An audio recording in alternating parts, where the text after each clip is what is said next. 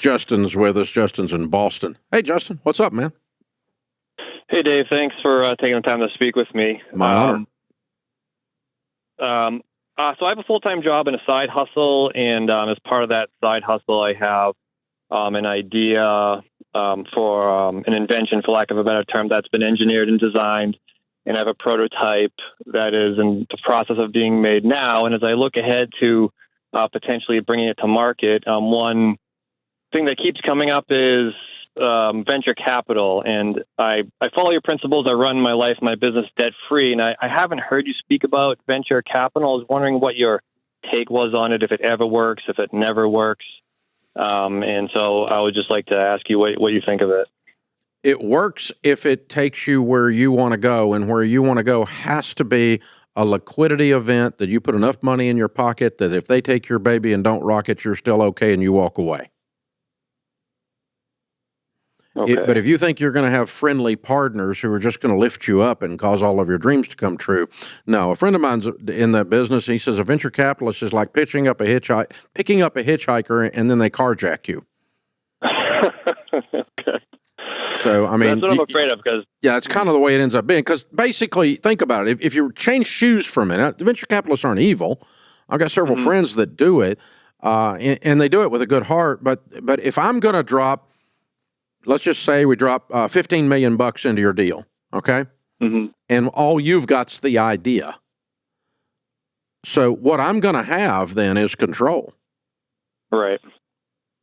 It's the old, he's got the gold makes the rules, or whatever, the golden rule. But I mean, I don't like that because it sounds greedy. But here's the thing: as if I were doing venture capital, and venture capital the same way, they're going to have 80% of the ownership and 100% of the control.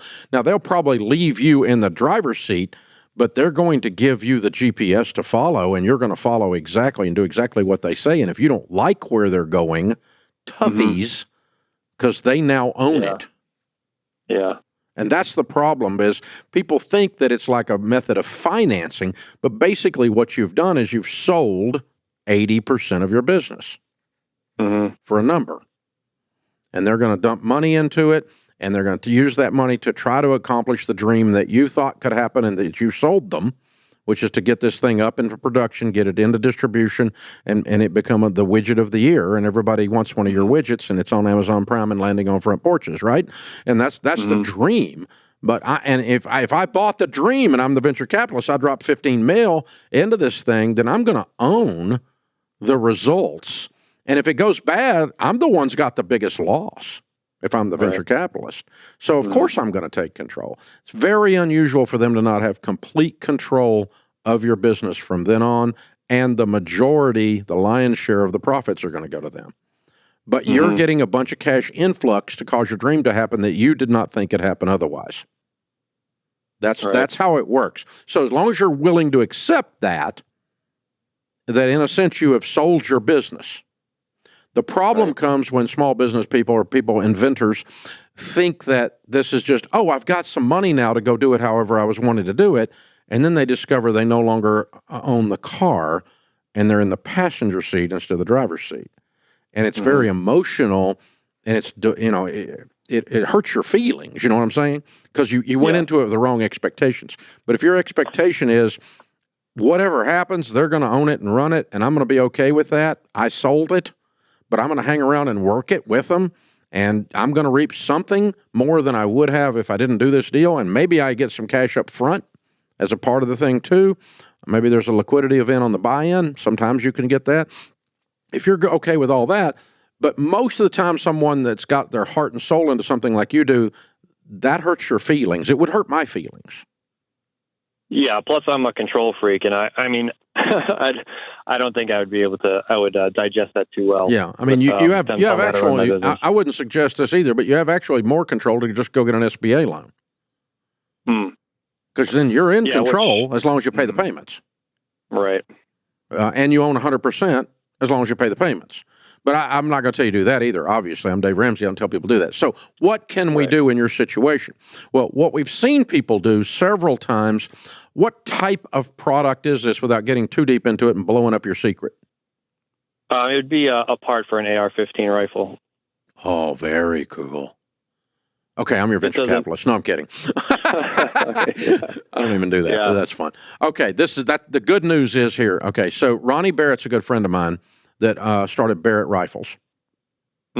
Hundreds of millions of dollars of Barrett rifles all over the world, and the famous 50 cal, right? It's a beast.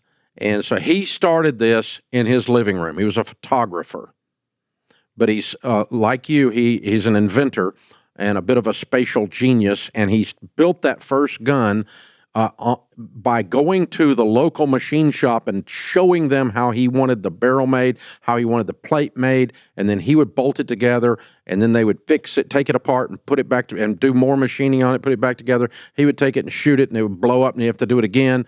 And he didn't even have a machine shop. He just paid the machine shop to make the first prototype, which is kind of where you are, right? And then, of course, he got the actual first one made and got some orders off of the prototype and never did bring in venture capital. Orders paid his upgrades. Orders paid his thing. So what you can do here is how expensive is it to make a unit for this item, per item? I mean, in the beginning, it'll be really expensive because I got to pay for the mold. No. I mean, once you've got that done, what are you going to have in it if you made 1,000 of them? I mean, they'd probably be like, guessing like $10 to $20 a piece. Okay. Do you have any money at all? I just been cash flowing everything as I go. So do you have any money? I have money, but it's mainly for the household, like the emergency fund and that kind of thing. Okay. Do you have? You don't have $5,000 to throw at this? I not currently, but I mean, I could. Okay. So let's scrape up $5,000 and make a few of these. Okay. And put it on the internet and sell it. It's not a firearm. It's not an FFL item, right? Correct. It's an accessory, like a strap or a scope or a scope. It's not something that has to be regulated as a gun control issue, correct? Correct. Yeah. So it's something I bolt onto my AR. So all I got to do is get gun people talking about it and have it on the internet, and you'll get enough orders that then all you got to do is you got to fulfill the orders because the orders came in. Now we got to go make them right quick. Right. You don't need to sell this out. You need to let organic cash grow your business. By that I mean incoming cash gives you the money to do the next order. This is what I did with the Financial Peace book. I sprung for the first 1,000 of them. It was $4,200. That was 1994. Okay, and I had them in the trunk of my car. You may have heard that story. And when I sold all of those, I had orders for more, and I used the money from the sales to buy the next order. I didn't take any money out of the deal. I used because the sales were greater than the inventory all the time. So I took 100% of my sales income, poured it back into new inventory every time. New orders, because they were selling like hotcakes. And so that's what's going to happen for you. All you got to do is get a couple of gun guys talking about this thing and get Daniel Firearms or whoever's making your AR, your favorite AR, to somebody to jump on the thing. I mean, Barrett's got an AR, but there's several great companies making those things. But yeah, if you get a couple gun guys on a blog talking about it, or you jump on a couple of podcasts and tell them what it is, or especially if it's YouTube and you can show it, then boom, the orders come in, and you use the cash and you got a little website built. It doesn't take much. Set up Shopify or something, right? And you bring the cash in, and then we get the thing rolling. You organically do it. Please don't sell this to a stupid venture capitalist. No, I really don't want to. I would just, it's something that keeps popping up whenever I discuss it with somebody. Yeah, but these people don't know what the hell they're doing. Yeah. With the businesses you work with, have you seen any trouble with, like, for example, if you do a pre-buy and maybe offer some, some kind of bonus or something, but then you have like a long lead time? Have you ever, with the businesses you work with, have you seen any issues selling things when you have like a longer lead time now that we live in like an Amazon 2-day society of getting what you want? You can do stuff. Just tell people what you're doing. That's all you got to do. You have to deliver it as agreed, or you'll get into a Federal Trade Commission problem. Okay. So if they push a button and they think it's shipping the next morning, going to be on their Amazon patio, right? 24 hours later, and you're getting ready to start the manufacturing process. It's going to take 9 weeks.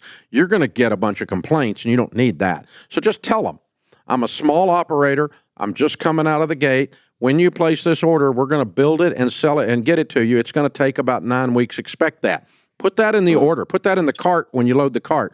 Now, you're a gun guy, and this is a unique item, and my AR was working fine before it, and it's just something I kind of think's cool, and I want to bolt it on there. And I get in there, and I go, oh, he's doing this out of his stinking garage, man. This is cool. I'll wait on it. Because it's not like my gun's not working. Right. And you're not holding me up on operation. Right, you're just my little thingy I want to get's not come in yet. That's all it is, right? Because you're not killing anybody here. So the probably a bad metaphor, but the but you see the point. It's since it's a trinket, they'll run with you, especially kind of get them involved in the story. You can do this. What's the retail on this? What do you think you're selling it for? I'm thinking somewhere in the neighborhood of $100. Okay. So what you could do is go, hey, you're one of the first 1,000 orders, and we're going to make them as they come. And so thank you for signing up for the $100. I'm going to give you an immediate $25 discount because you are funding our business. You're my GoFundMe, and it's going to be 9 weeks before you get it. Congratulations on the $25 discount. Thank you for your patience in supporting small business in garages. And if you got that when you went to buy something like this, would you be mad? No, I wouldn't. Especially if you could turn around and cancel the order. Yeah. I wouldn't. Wouldn't bother me a bit. I think that's cool, man. I get to, because, I mean, most gun guys are really entrepreneurial, a lot of them anyway. They're like independent thinker, libertarian kind of mindset, right? Yeah. So, yeah, that's true. The tribe you're selling to has got a certain psychographic to it that you can use to say, you're my GoFundMe. You're causing this thing to happen. Thank you for supporting small business in America. Thanks for the free enterprise. So this is cool. Do it, man. But God's sakes, don't sell it. Don't bring in venture capital. No, don't do that at all.